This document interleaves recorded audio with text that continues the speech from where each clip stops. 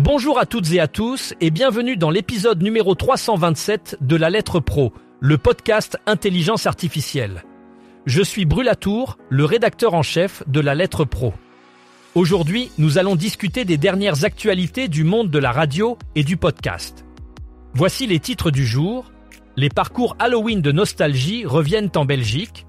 Audacy met en lumière la puissance émotionnelle du storytelling audio. Le syndicat national des radios libres annonce renoncer à son partenariat avec Street Press et Sybille Veil plaide au Parlement pour reconnaître la radio comme infrastructure vitale.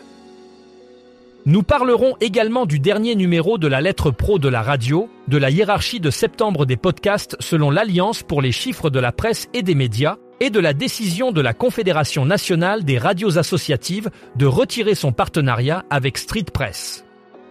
Enfin, nous aborderons les propos de Patrick Roger sur la radio et les perspectives de Sud Radio, ainsi que la stratégie de croissance numérique de CBC/Radio-Canada. Pour célébrer Halloween, Nostalgie Belgique relance ses parcours immersifs à travers 6 villes du pays. Cet événement, devenu un rendez-vous familial incontournable, mélange divertissement, proximité et engagement local. Les animations gratuites, les décors féeriques et l'atmosphère bon enfant renforcent le lien de la radio avec les familles.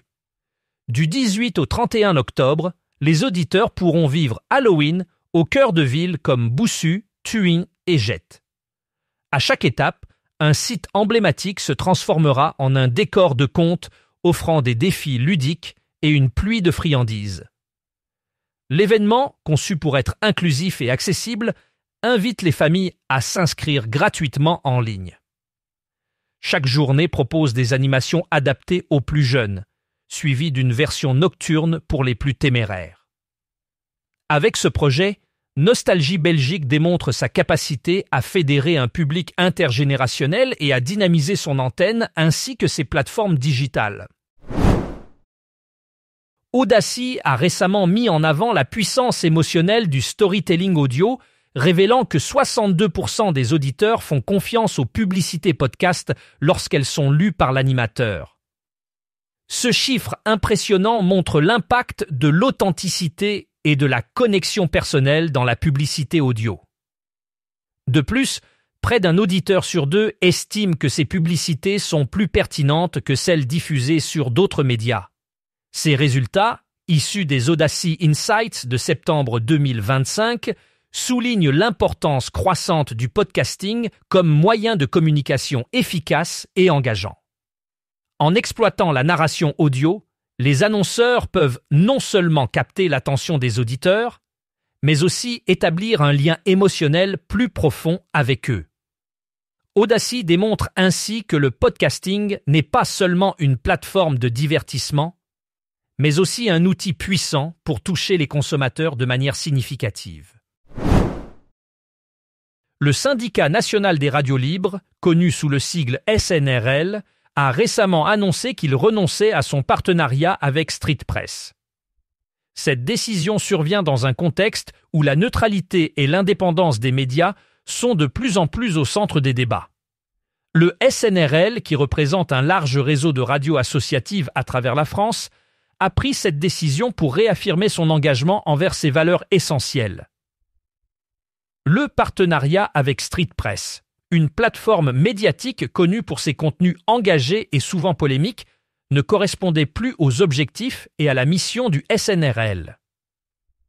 En se retirant de ce partenariat, le SNRL souhaite renforcer sa position en tant que défenseur de la diversité et de l'indépendance des radios associatives, tout en évitant toute association qui pourrait nuire à sa réputation et à celle de ses membres. Sybille Veil, invitée au Parlement européen, a plaidé pour que la radio soit reconnue comme une infrastructure vitale, essentielle en temps de crise. Elle souligne l'importance de la radio dans la stratégie européenne de résilience, surtout à l'approche de la présentation du Digital Networks Act par la Commission européenne. Radio France, pour sa part, a annoncé une semaine de la résilience du 13 au 19 octobre, mobilisant ses 44 stations locales du réseau, ici. Une nouvelle convention avec le ministère de l'Intérieur est également prévue pour renforcer la gestion de crise et la diffusion efficace d'informations au public.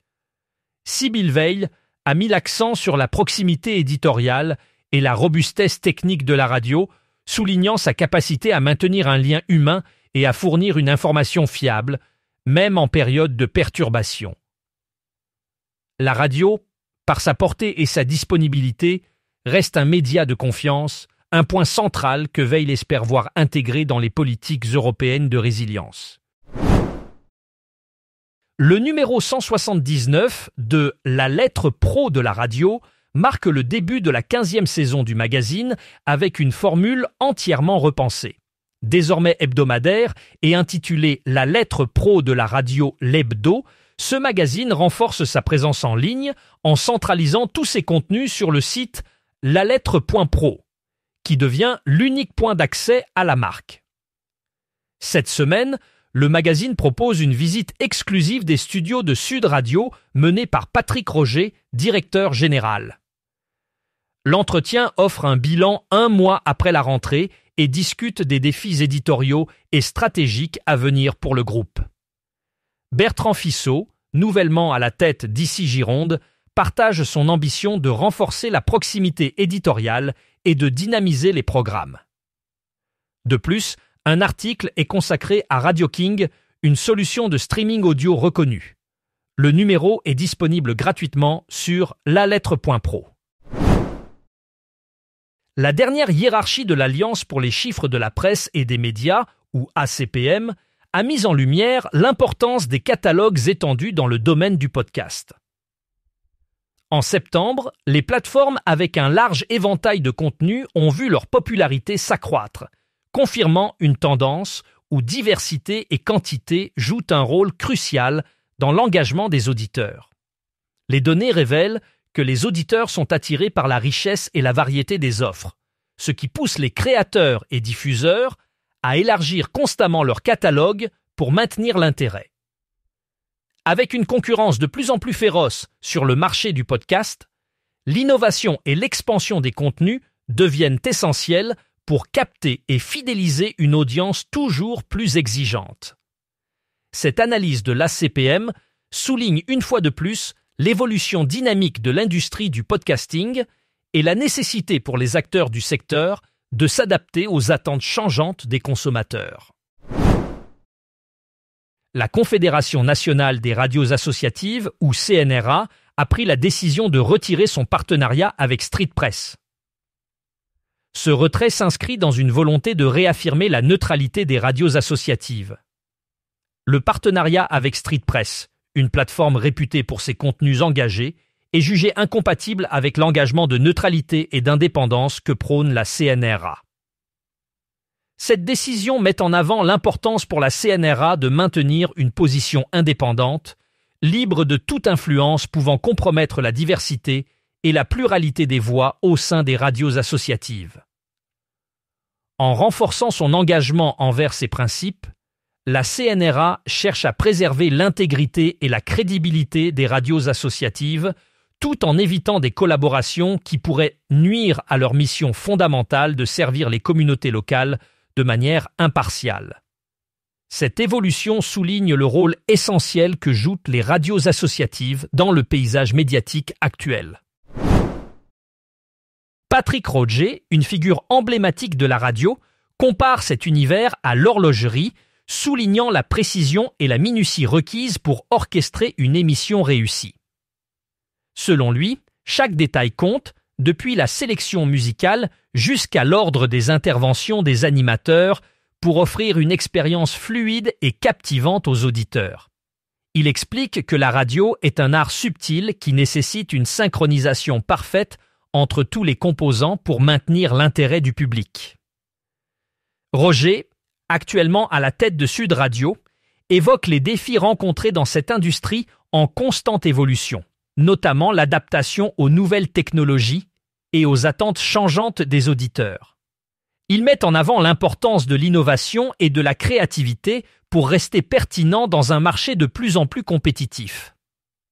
Pour Roger, La radio doit être une passion, une vocation où chaque seconde compte, rappelant ainsi l'importance de la rigueur et de la dévotion dans ce métier. Patrick Roger, directeur général de Sud Radio, partage sa vision de la renaissance et des perspectives multicanales de la station. Sous sa direction, Sud Radio a entrepris une transformation audacieuse, s'ouvrant à de nouveaux horizons numériques tout en consolidant ses bases traditionnelles. Roger met l'accent sur l'importance de la diversification des plateformes de diffusion, notamment à travers le développement de contenus exclusifs pour le numérique.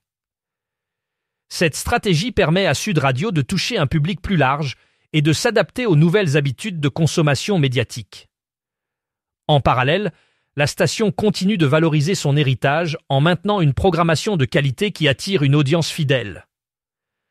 Patrick Roger souligne également l'importance de l'innovation et de la créativité pour rester pertinent dans un paysage médiatique en constante évolution. Cette approche multicanale est essentielle pour garantir le succès durable de Sud Radio dans un marché de plus en plus compétitif. CBC/Radio-Canada a récemment renforcé sa stratégie de croissance en mettant l'accent sur le numérique et la proximité. Cette approche vise à mieux répondre aux attentes des auditeurs contemporains qui privilégient des contenus accessibles et pertinents. Pour cela, CBC/Radio-Canada investit dans des technologies numériques avancées afin de diversifier ses plateformes de diffusion et d'améliorer l'expérience utilisateur. En parallèle, l'organisation s'efforce de renforcer ses liens avec les communautés locales, en produisant des contenus qui reflètent leurs préoccupations et leurs intérêts. Cette double approche numérique et de proximité permet à CBC/Radio-Canada de maintenir sa pertinence et sa compétitivité dans un paysage médiatique en constante évolution. Grâce à ces initiatives, l'organisation espère attirer une audience plus large et plus engagée, tout en continuant à remplir sa mission de service public. Pour plus d'informations sur ces sujets, rendez-vous sur le site lalettre.pro et abonnez-vous à notre newsletter quotidienne.